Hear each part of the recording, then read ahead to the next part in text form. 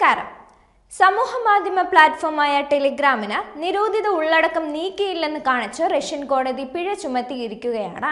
7 million rouble, അതായത് Indian രൂപ ഏകദേശം 56.73 ലക്ഷമാണ് പിഴ ചുമത്തിയിരിക്കുന്നത്.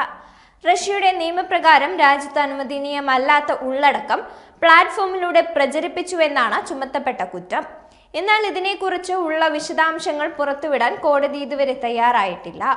സമാനമായ മറ്റൊരു കേസിൽ കഴിഞ്ഞ മാസം 4 മില്യൺ റൂബിളും രാജ്യം പിഴ ചുമത്തിയിരുന്നു. സമീപകാലത്ത് ഇന്ത്യ ഉൾപ്പെടെ നിരവധി രാജ്യങ്ങളിൽ ടെലിഗ്രാമിന് സർക്കാർ തലത്തിൽ തിരിച്ചടി നേരിട്ടിട്ടുണ്ട്.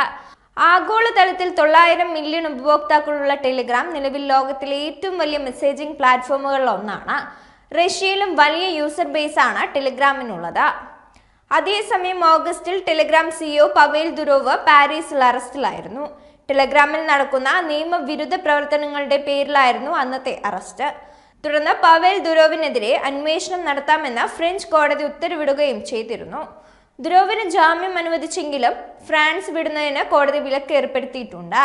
പവേൽ ദുരോവ് പാരീസിൽ അറസ്റ്റിലായതിനെ തുടർന്ന് വിവിധ രാജ്യങ്ങളിൽ ടെലിഗ്രാം നിരോധിക്കണമെന്ന വാർത്തകളും സജീവമായിരുന്നു. ഇതിന്റെ ചുവട് പിടിച്ച് ഇന്ത്യയിൽ ടെലിഗ്രാം നിരോധനം ഏർപ്പെടുത്തുമെന്ന പ്രചാരണവും സമൂഹ മാധ്യമങ്ങളിൽ ഏറെ വന്നിരുന്നു.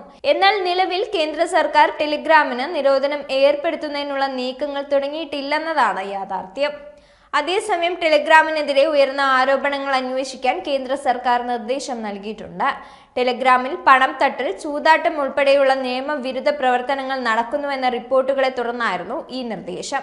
നിയമവിരുദ്ധ പ്രവർത്തനങ്ങളുമായി ബന്ധപ്പെട്ട് സംശയിക്കപ്പെടുന്ന ടെലിഗ്രാം അക്കൗണ്ടുകളുമായി ബന്ധപ്പെട്ട വിവരങ്ങൾ നിയമനിർവഹണ ഏജൻസികളുമായി പങ്കുവയ്ക്കുമെന്ന് മേധാവി പവേൽ ദുരോവ് പ്രഖ്യാപിച്ചിരുന്നു. ഫോൺ നമ്പർ, IP അഡ്രസ് ഉൾപ്പെടെയുള്ള വിവരങ്ങൾ കൈമാറുമെന്നായിരുന്നു അറിയിച്ചിരുന്നത്.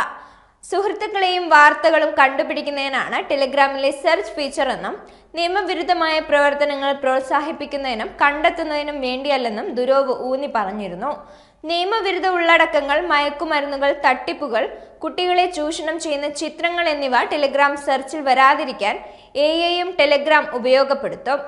ഫേസ്ബുക്ക്, വാട്സപ്പ്, ഇൻസ്റ്റഗ്രാം, ടിക്ടോക്ക് തുടങ്ങിയ സമൂഹ മാധ്യമങ്ങൾ കഴിഞ്ഞാൽ ഏറ്റവും കൂടുതൽ ആൾക്കാർ ഉപയോഗിക്കുന്ന മെസ്സേജിംഗ് ആപ്പാണ് ടെലിഗ്രാം. റഷ്യ, യുക്രൈൻ അടക്കമുള്ള പഴയ സോവിയറ്റ് യൂണിയൻ രാജ്യങ്ങളിൽ ടെലിഗ്രാമിന്റെ ജനകീയത വളരെ കൂടുതലാണ്. അടുത്ത വർഷമാകുമ്പോഴേക്കും ഈ പ്രദേശങ്ങളിൽ മാത്രം 1 ബില്യൺ ഉപയോക്താക്കളെയാണ് ടെലിഗ്രാം ലക്ഷ്യമിടുന്നത്. 2022 റഷ്യയുടെ യുക്രൈൻ അധിനിവേശത്തിനു ശേഷം യുദ്ധത്തെക്കുറിച്ചുള്ള തെറ്റിദ്ധരിപ്പിക്കുന്ന വിവരങ്ങളും യുദ്ധ കുറ്റകൃത്യങ്ങളും രാഷ്ട്രീയ കാര്യങ്ങളുമെല്ലാം ഇരു വിഭാഗങ്ങളിലെയും ജനങ്ങൾ പ്രചരിപ്പിക്കുന്നതിനായി ഉപയോഗിച്ചിരുന്നത് ടെലിഗ്രാം ആയിരുന്നു.